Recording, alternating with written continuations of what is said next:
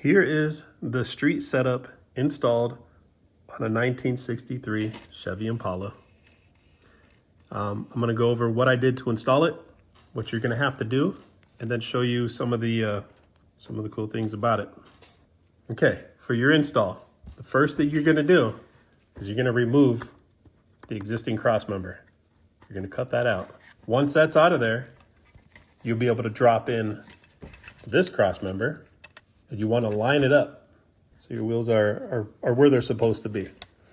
You might need to do a little bit of sanding here and here so that this fits in nicely. But once that's in there, you glue it in place. You can set this down flat, push the cross member so it's touching the ground. So you know that you're gonna lay frame.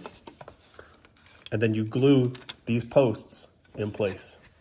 Use your baking soda mixed with the glue to kind of like make a cement. Use your evergreen styrene sheets, build a little bridge to mount that in place.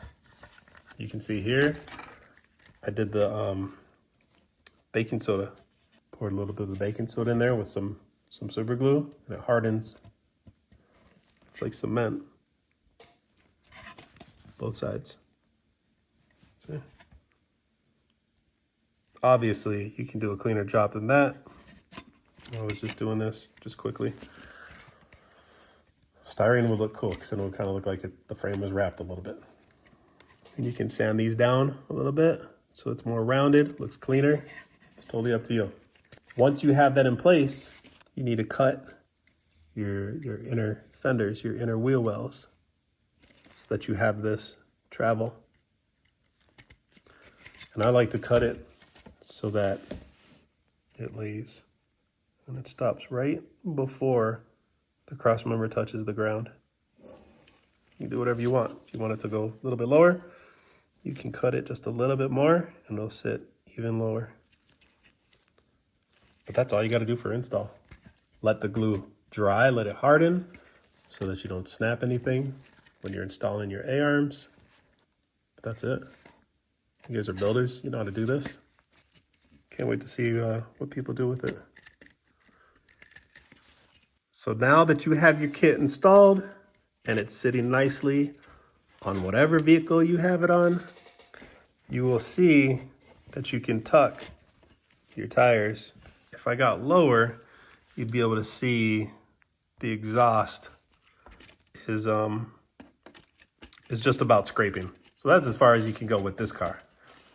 If you want it to go lower, shave off that exhaust, install your cross member a little bit higher than where I have it, and it'll sit lower.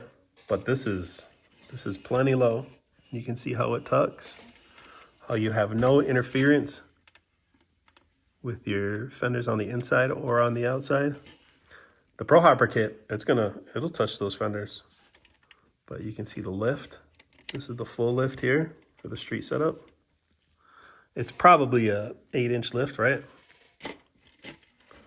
Show you the front.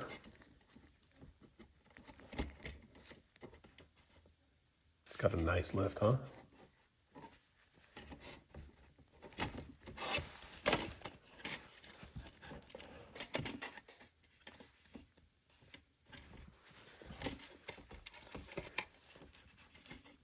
Now you can change the resting height of this kit by modifying the coils. So you can have the coils that it comes with, it sits really high. It sits high for hopping. What you can do is you can cut them in half, and then you'll be able to lay out, or you just don't even put coils on there. If you want to have a frame scraper, a lead sled that just sits low, just don't even use the coils. You can still have the hydraulics. You don't have the bounce, but you can take these coils here. Where'd that thing go? That thing just flew out of there. You can take these coils, cut it so that you've got just a couple turns, and put them on the cylinders. So you have a little bit of a bounce, and so that it aesthetically looks cool. So it looks like you've got your coils on the cylinder.